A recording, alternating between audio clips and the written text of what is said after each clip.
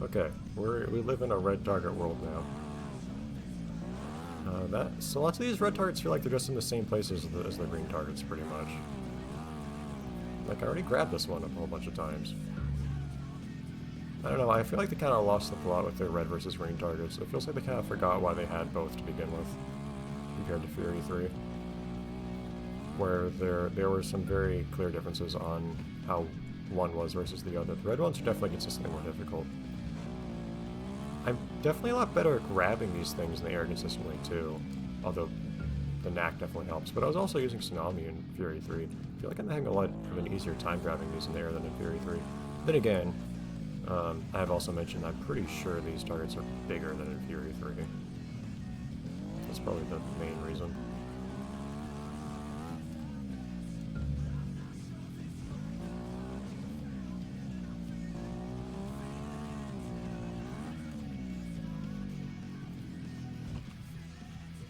I am somewhere else now. Cool, I love being other places. Quick little circle for good luck.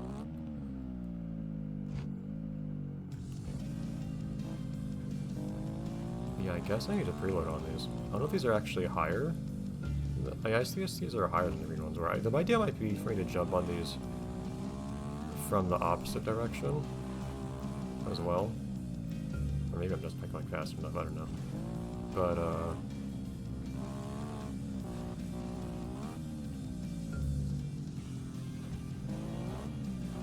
go. Ow. Didn't see those there. What did the why do you just lose balance? Just fell over. Also, why did they spawn me here of all places?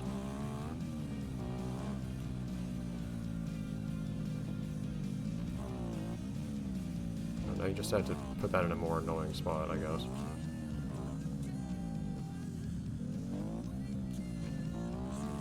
Was I afraid to take the stairs? Oh, it's actually very easy to take the stairs.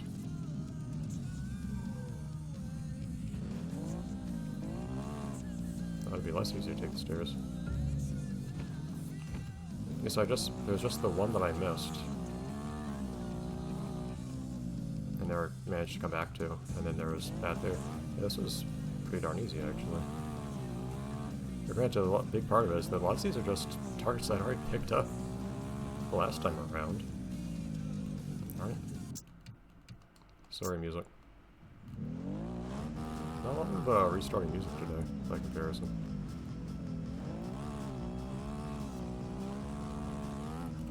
I definitely still occasionally go through or go over targets, but not nearly as much as I used to.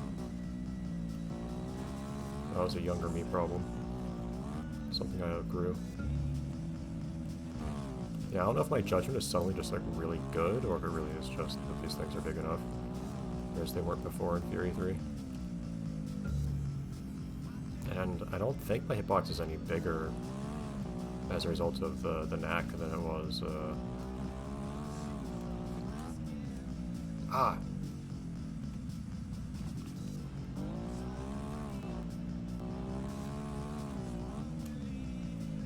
as a result of the tsunami before Fury 3.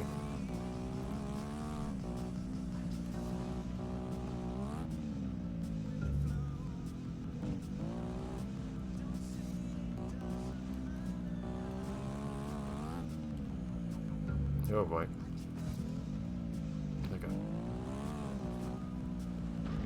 Okay. Surprised that didn't wipe me out the first time I touched it. Where did you put me, game? It put me at a jump for some reason. As if, like, that was the last safe place I was. I don't understand the decision making that leads to that. Okay, not a lot of time to finish up here. Just put me somewhere else. Convenient.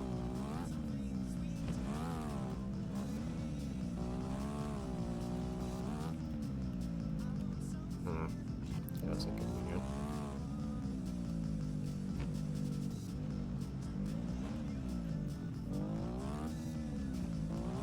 Would it be better to just, like, jump up from here?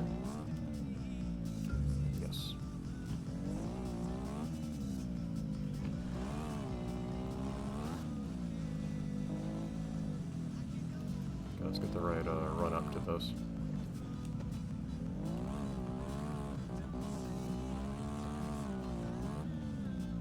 Ah, there we go. Very nice.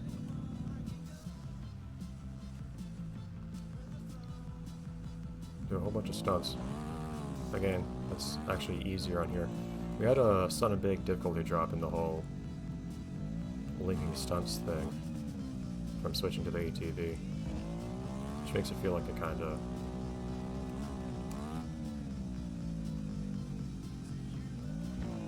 not feeling the full difficulty of what I'm dealing with here, to be perfectly honest.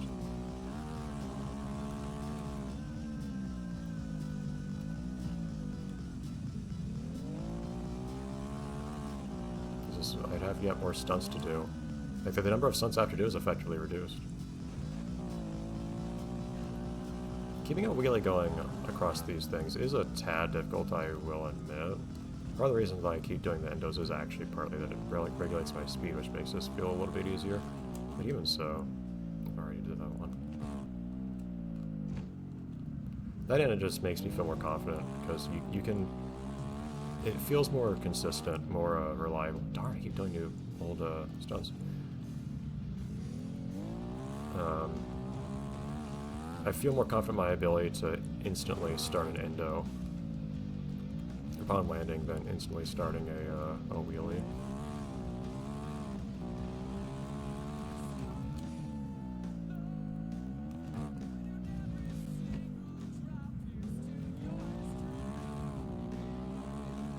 Of course, I want to quickly get to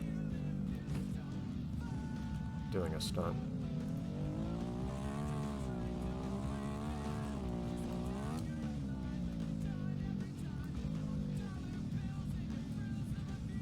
Very good.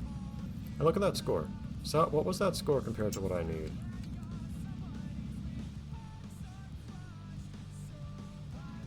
That was almost the number of points I needed in that one combo.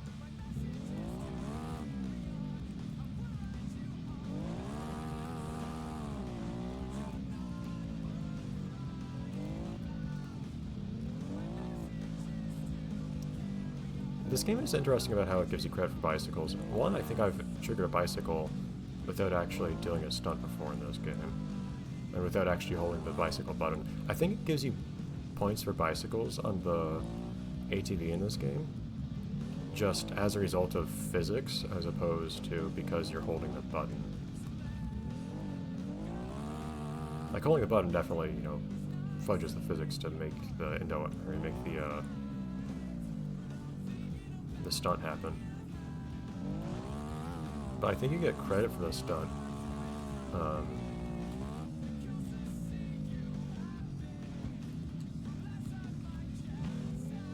Even if you weren't necessarily holding the button.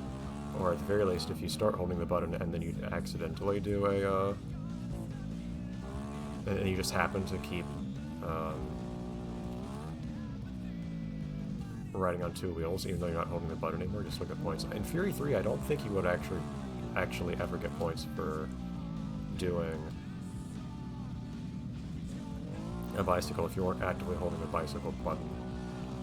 I don't think, at least.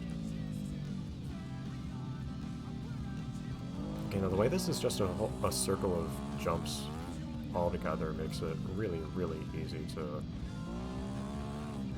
do a whole bunch of stunts together.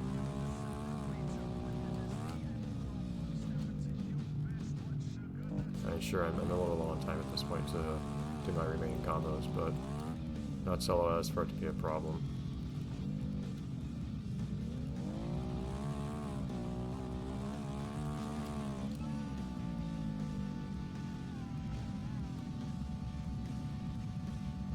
Yeah.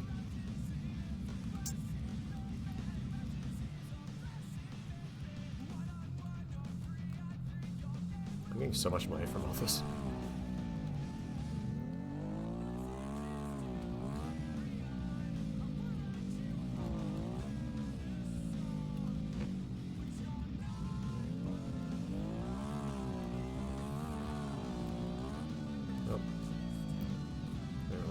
wasn't matching it, what?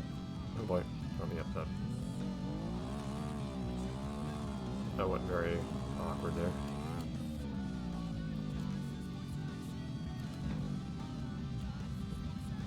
What the? He just didn't stop. I was holding down and everything. Guy just didn't stop moving forwards.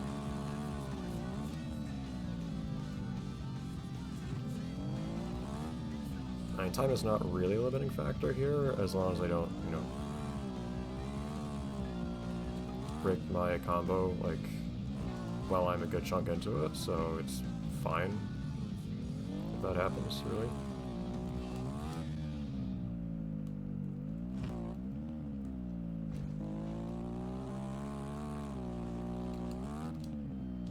Oh yeah, Tsunami is, wasn't there a trick called Scorpion that was basically that back in Fury 3? I guess Scorpion doesn't exist anymore, it's just been merged into Tsunami.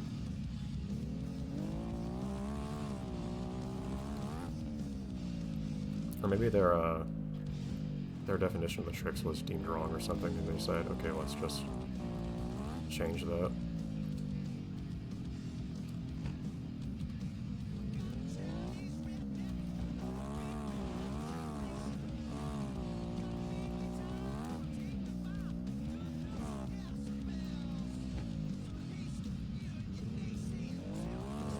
Time, I have to admit, for doing these combos. Oh, come on. I don't know if I would have had enough time anyways. Just takes one good combo here, is all I need to do.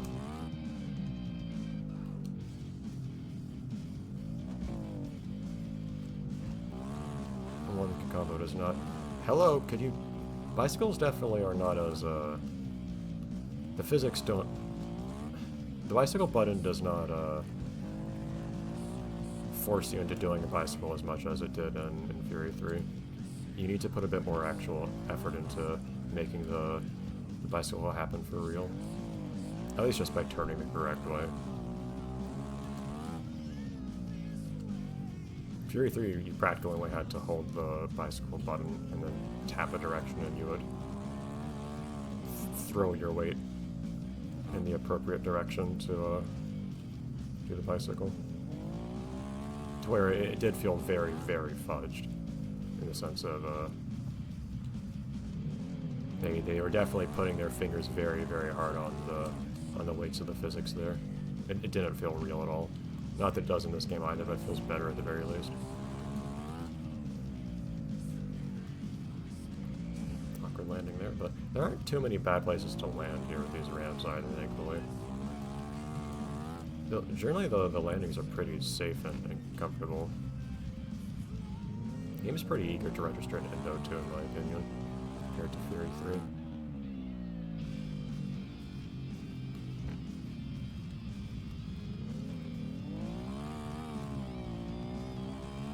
I really ought to lean into doing bicycles a little bit more, I think.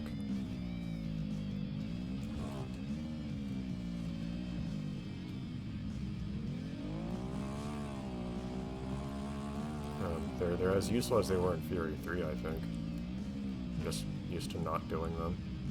And sometimes these endos do get a little scary, I have to admit.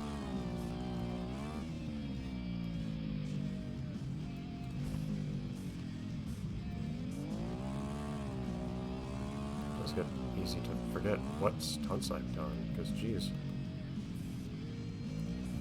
there's so many here. Okay.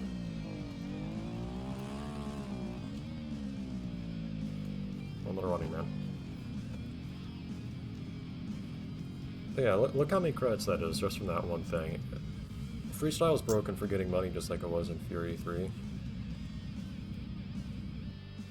But yeah, I do have to say, I'm not too fond of this game, this whole idea of like, hey, here are heavy and light vehicles, cool, they're fundamentally different, and also within each of these, here's also a heavy and a light vehicle. It's not that I don't like that there's that subdivision, it's more that the game decides that, okay, ATV and bike stuff is completely separate.